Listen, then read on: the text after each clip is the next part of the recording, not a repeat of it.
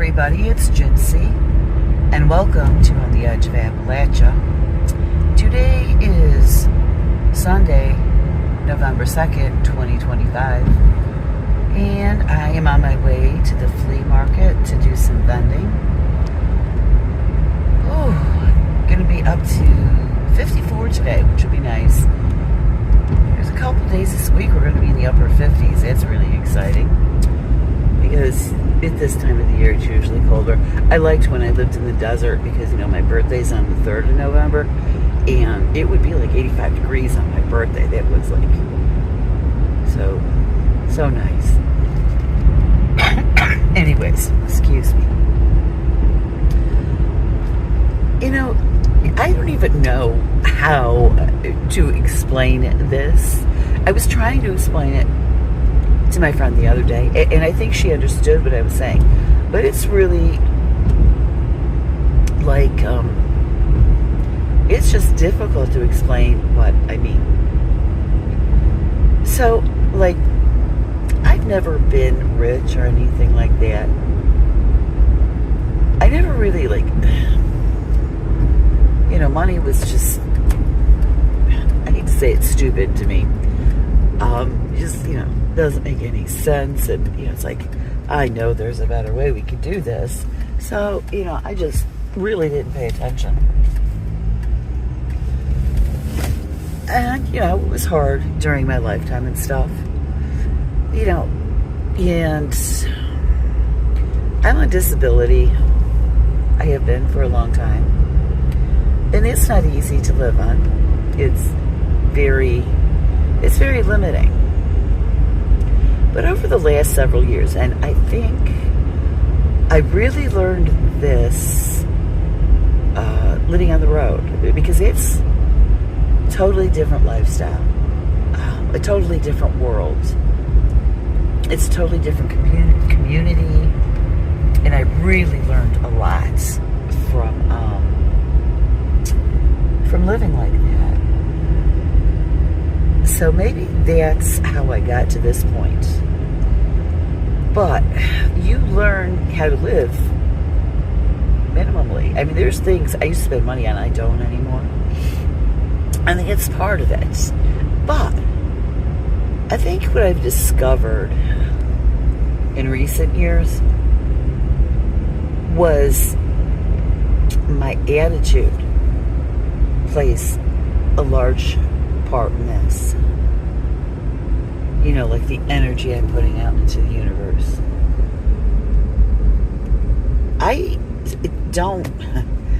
still don't have a lot of money, but I feel like I'm rich now. And I don't mean rich like I live in a mansion sort of thing. Like, that's never been my definition of rich, I guess, and that's another thing that helps.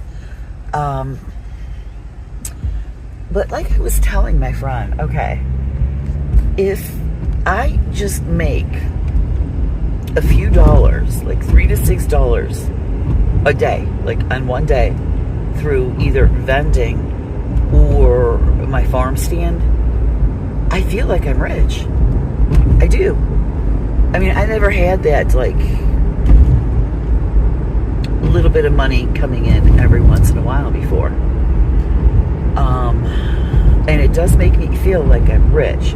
So I'm automatically putting out this attitude of gratitude, as they say. I get so excited about it. And like lately, I have been, all of a sudden, I become more creative with this stuff, on either generating an income or trading with other people. And it's like, I told my friend, I said, it's like, I don't get any more money than I used to, but it's like, it's not really running out. And when it does run out, more money will come in. I mean, it's the most bizarre thing. I never have money. I never have a lot of money. I have a little bit, but it's like, I feel like I'm rich. And I don't know how to explain it. It's like, I don't know. It's really difficult. It's just, I guess the things I spend my money on now more have to do with things to help me generate an income in like feeding my family, whatever. Excuse me. And it just like, I guess I'm one of those people, I don't feel like I really need extra money. I just need to have enough to cover things and, you know, keep us comfortable and stuff. And I know I got that attitude from my father, because he and I would talk about stuff like this all the time. But I don't know. It's so bizarre. It's like, I'd say for the first time in my life, I'm like, when it comes to that department, like money or abundance or having whatever I need, I'm truly happy for the first time in my life. I know to a lot of people that might not make sense, because, you know, people call that living hand to mouth, which I guess it is. But when I think back on the past 61 years, even when things were bad, it always worked out. I was always provided for somehow. A lot of times I don't even know how it worked out. And so I think about that. I focus on that a lot. I know, you know, while a bad time is going on, it's upsetting, it's hard. You might cry, you might scream, whatever, but it will always work out. I'm sorry, I'm having like sinus issues or something this morning. Anyways, and it's like sometimes things that I want will just come to me. Now, I'm going to give you this example. Some of you this past week may have seen my new hat. It is a felt witch's hat, not the tall pointy kind, but the more, I want to say practical, I don't know. It's lower, you know, stuff. Anyways, I love this hat. Well, I had seen this hat online, and I fell in love with it, and I wanted one. But it was $60, and I felt like, well, I really like the hat, and I feel like I really deserve the hat, but I don't think it's practical for me to spend that $60. So I said, well, I don't know, maybe one day I'll get it, but not right now. And I put it out of my head and went on with my life. Within a week, I go to our local resale shop, and I've never seen an item like this in this shop. First thing I see is that hat. I told you it cost $60 online, and yes, it is used, but it's in perfect condition.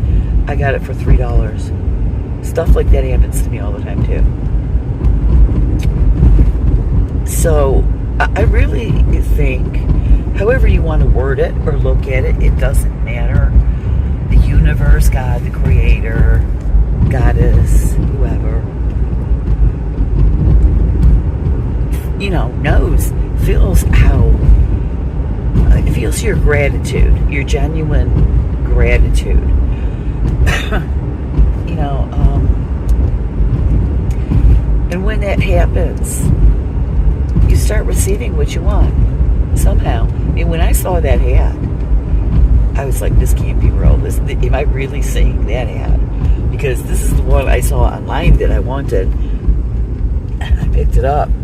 And it's this nice, thick, well-made felt. It's so warm. I wear it when it's cold now. All the time. It doesn't have to be Halloween.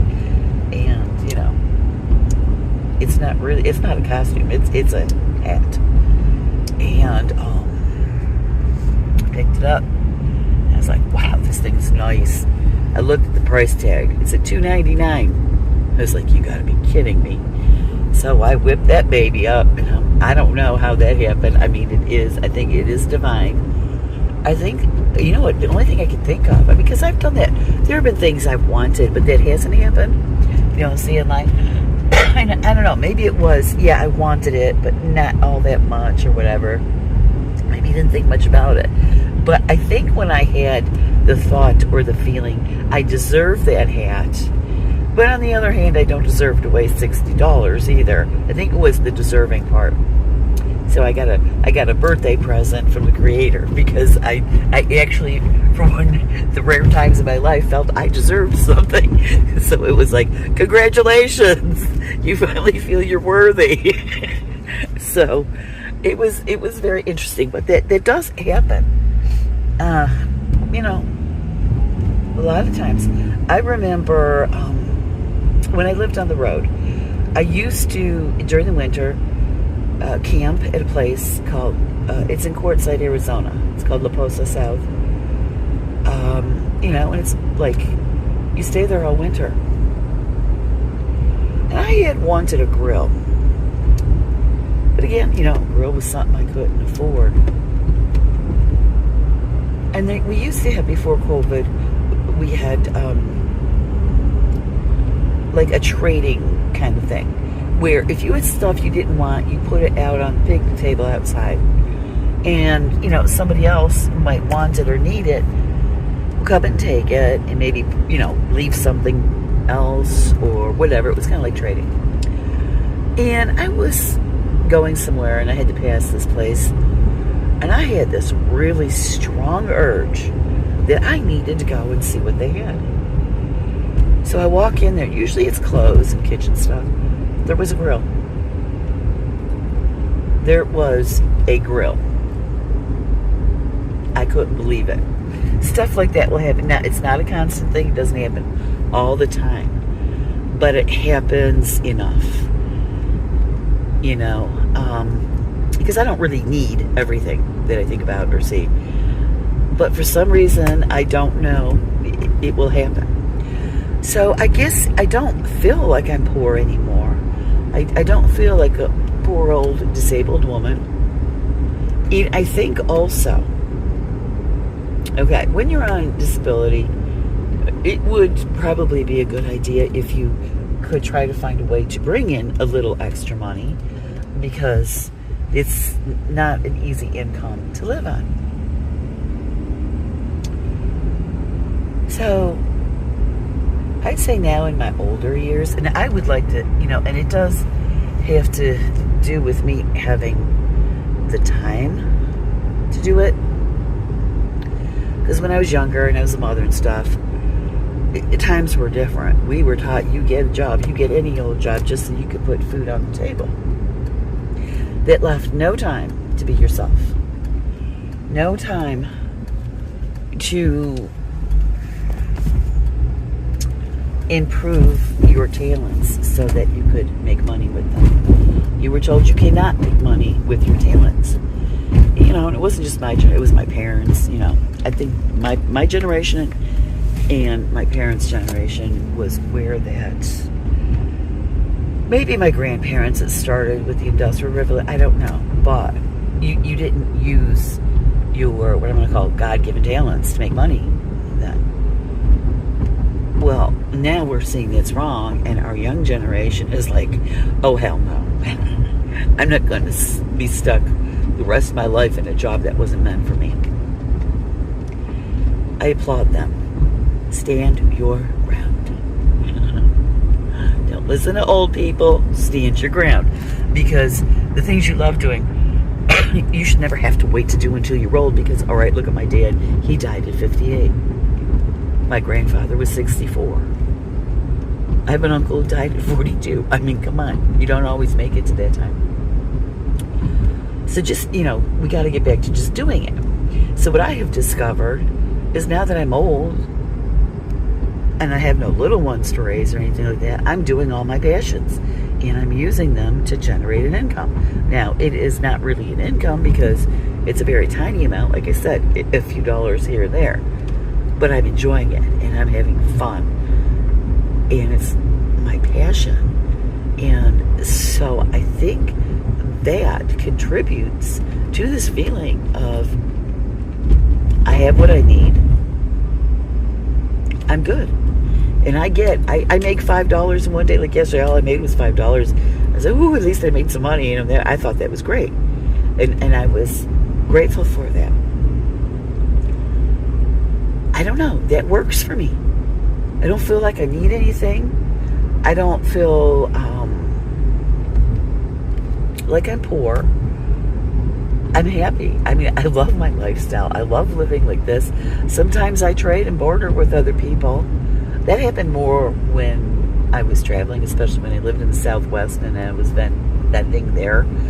We trade and bartered all the time. Not so much up here, but it does happen on occasion. I love living like that. And it's living. Okay? And it's kind of like... So, I'm going to say someone I know, I think it was in Thailand recently, said they felt bad for the people there when they first arrived. You know, they live in these little huts. You could tell they don't have a lot of stuff. And he felt bad. Well, after spending a few days there, he didn't feel bad for them anymore. Because it was like he had never seen people so happy.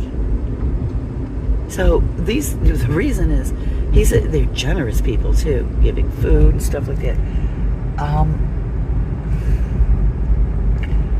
They were using their God-given talents, their abilities to make money, and it wasn't a lot.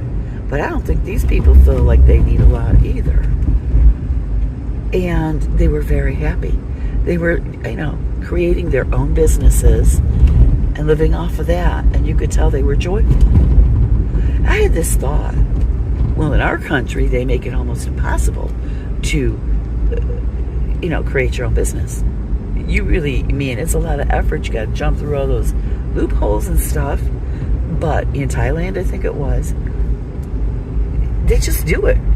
Nobody stops them. They just do it. Okay?